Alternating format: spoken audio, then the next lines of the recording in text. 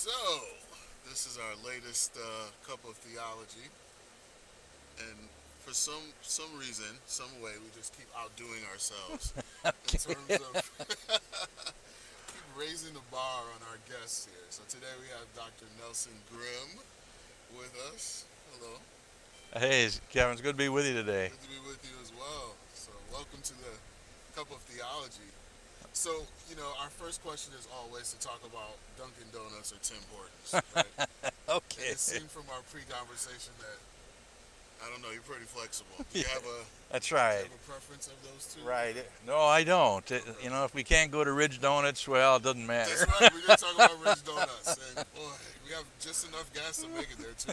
But I guess maybe after our cup of theology, Or we if can you're wander over in there. Buffalo, go to Paula's Or Donuts. we're gonna have to do a donut tour with Dr. Grimm. I feel like that's gonna be pretty exciting. Yeah. So, do you have any Thanksgiving traditions? It's coming up. Well, it's pretty straightforward. It's a holiday that's built around family and food. So Yeah, exactly. I'm just so happy that I have three sons, and Oh wow. we're going to be together next week on Wednesday and Thursday, Friday. So we'll have a great time. So are they coming in town Yeah, they're from other coming. places? Okay. I have a son that lives in Lexington, Kentucky, and in Harrisburg, Pennsylvania, and then local, Wow. and they and their families are going to be with us. So Okay. That is awesome. Yeah, we split the time between different houses, so we're kind of like yeah, all over the place. yeah, But yeah, there's plenty of food and family. So right. And we got a lot to be thankful for. yes, Really yes, do. we really do. I agree. Yeah. No. Do you have are you part of the cooking, or what's your? Do you have any roles? Well, I usually am charged with doing the turkey. It's So big. That's like yeah. pretty major. So Are there the any? pressure's on. I was gonna say, are there any secret tips you're willing to part with today? Oh, Turkey tips or? I don't like a dried out turkey, Oh so no, I don't. No, you got to exactly. keep it Not a moist. fan. Not a fan of that myself. So I just turned into Dunkin' Donuts. Is Okay, that? that's fine. I That's mean, fine. it can be rich. You're talking about hand cut donuts. I'm assuming we don't get that here, but I try not to focus on that. That's right. They do a good job. Oh boy. So what would you like? Just give me a medium coffee and Thank you for choosing Dunkin'. Go ahead with your order. All right. Medium coffee, cream, sugar. no, just black and Okay. Can I have two medium coffees, black, please? Two medium coffees black. Yes. Sure, anything else? That's all. Thank you. Come forward, please. I almost asked for hand cut donuts, but pretty sure we're not gonna get them here. So you teach a wonderful course, and I always tell students about it. Why do you think that's important for pastors who are like active in ministry? sure. Yeah, Well, thank you for the feedback. yeah. The course focuses on better understanding of who we are and how we got to be the people we are. Wow. We look at the our own origins of sense of calling, Mm-hmm. exploring how that came to be. Years ago, when we started the DMIN program, we contacted the Association of Theological Schools Okay. and asked them for the one person they felt knew about the DMIN program better than anyone else. Wow. So we had a gentleman from Atlanta come up and talk to us, and the first thing he said was, "You need to know our students, and what they've observed in theological education, that in the Doctor of Ministry program, that students, at least 50%, are in transition." Really? Now, I got to clarify that. We may think in terms of a physical transition Okay. from this church to that church, or from this. Hi, Two Black Coffees. How are you? Good. How are you doing? Uh, we may think in terms of those physical changes. Thank you. Thank I you don't very know how much. you guys could drink that. Really? Oh no. And if you have a receipt, I'll take that. Yes, it's printing out. What is Thank you. Have a good day. Yeah, You take too. care. I'm not sure if I even should drink it now. I know. It did not come recommended. I know. Ridge is starting to make more and more sense, Dr. Grimm, I'm telling you. Right. Oh my goodness. Well, I will sip that out off camera, just in case. My goodness. So, okay, so you were talking about transition, not just Right. physical from No, church to... not at all. Okay. For some people it is. They may be at a church for a while and they're thinking, well, maybe there's some sort of change in their future. Other folks are looking at a transition in the levels of effectiveness in ministry. Oh, wow. So that they may recognize after 5, 6, 8, 10, 15 years of ministry or more sometimes that, you know what, maybe there's some areas that I need to fine tune. Oh, wow. And we live life in chapters. The chapters of our lives change, and there are times when God leads us in new and fresh directions. So the course, Calling and Vocation, yes, we look at our past, we look at the origins of our sense of calling, but we also look at things in the future. We spend probably half the time looking at our developing a sense of purpose, where we go next in life, not just thinking in terms of physical transitions, but all variety of changes. Wow. We look at how we respond to conflict. Okay. Everyone can relate to this, and students write case studies on experiences that they've had in ministry.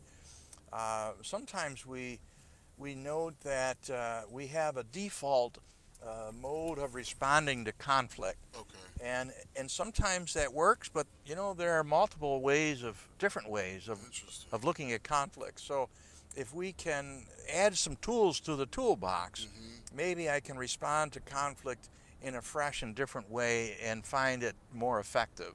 Wow. So those are some of the things we look at. So, in terms of working towards like their dissertation and their passion and research, like how does calling a vocation like build into that? Oh, that's excellent. I love that part because we spend multiple hours really talking about their research ideas. Okay. What would they like to really dig into and to better study? We take them to the library virtually. We connect and we identify keywords in their of interest and begin to think about how to do the research that they're interested in. Wow.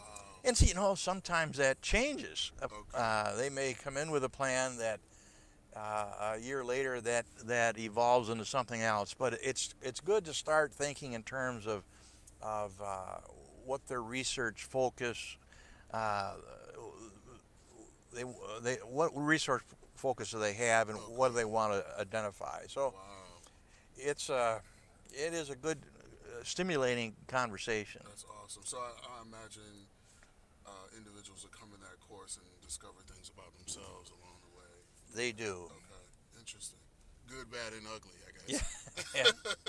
All Oh, mostly types of good. things. Mostly good, yeah. That's true. Even the bad stuff is good. Yeah, 'cause that's then right. You realize where you are, so that's awesome. So in addition to that, you're also kind of director of field education. That's another big responsibility. That is. That's for the master's level. Master's level, okay. And you know, that's a wonderful program to be a part of because people learn through doing. Wow. And after they're in seminary for a few semesters, it's a great opportunity to begin to put into practice some of the things that they've been thinking about and learning about. And it varies for everyone. Field education is a program that's customized to the individual completely. Okay. For instance, here's an example. We have folks that have come to seminary and have never had any kinds of preaching experience. Really? And then we have folks, I remember a gentleman that had been a pastor for 24 years without a seminary experience. Wow. And he got the field ed and said, what am I going to do? He says, I've done it all. Mm-hmm. And I said, I'm sure you have. He knows how to do a wedding and funeral and sure. preach, Wow. administer. So then I said, well, let's look at not doing so much something new, but doing it in a new way. And he targeted preaching. Okay. And he looked at, he recorded himself preaching, videoed, and then viewed that video on Monday. Now that's rugged. Is it really? Okay. I got a lot of respect for this guy. Sure.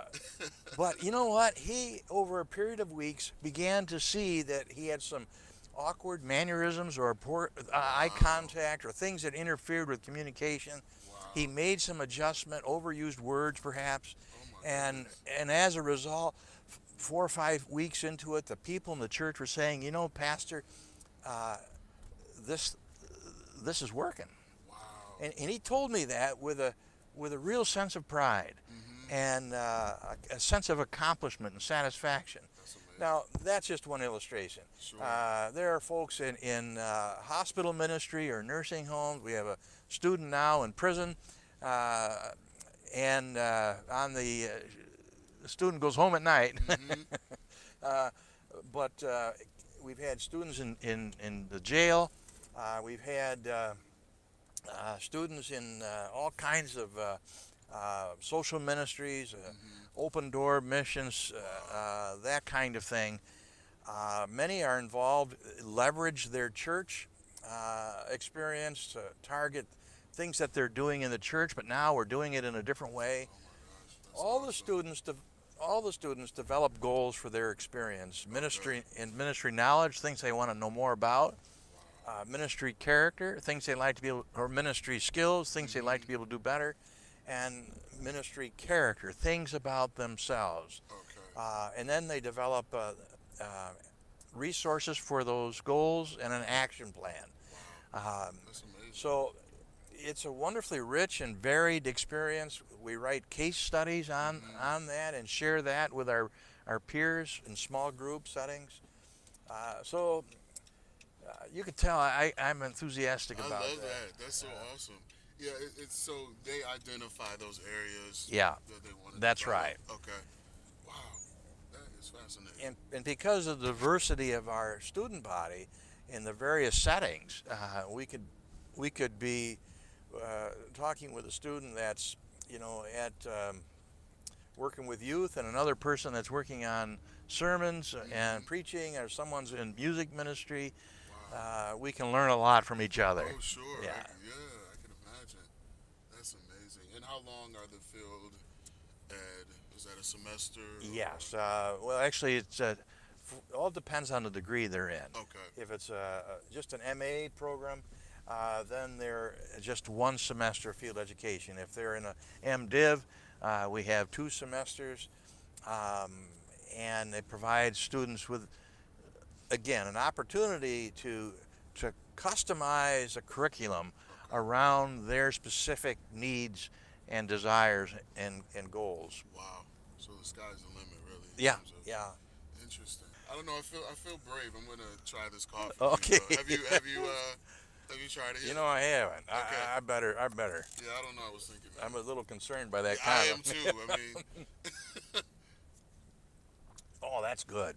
it's good stuff. That's yeah. good stuff. Yeah, I think so. That'll keep me going there. For, Yeah, I get a couple hours out of just that one sip, I think.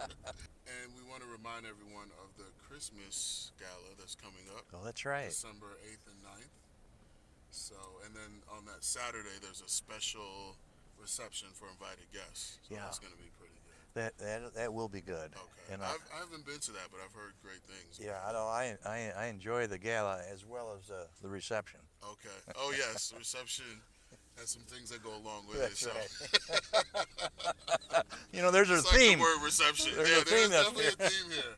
Well, thanks for chatting with us today. I think Well- it's a great conversation. Well, you're very welcome. Super excited about the programs coming up and all the great stuff ahead. So. All right, thank you. And I hope you have a wonderful holiday. Yes, and likewise all you, the Kevin. family. Hey, God bless you. Yeah. Maybe And we can get some more of this, or get those donuts for that's right. after Thanksgiving. Probably. Oh, that's an idea. Yeah, that's a good idea. I better Well, put my order in now. Exactly. What was the one you mentioned? Was it glazed? That was. Yeah, that famous hand cut glazed donuts at Ridge Donuts. Hand-cut glazed. Oh man, they got my complete endorsement. Okay, I love it. I love it.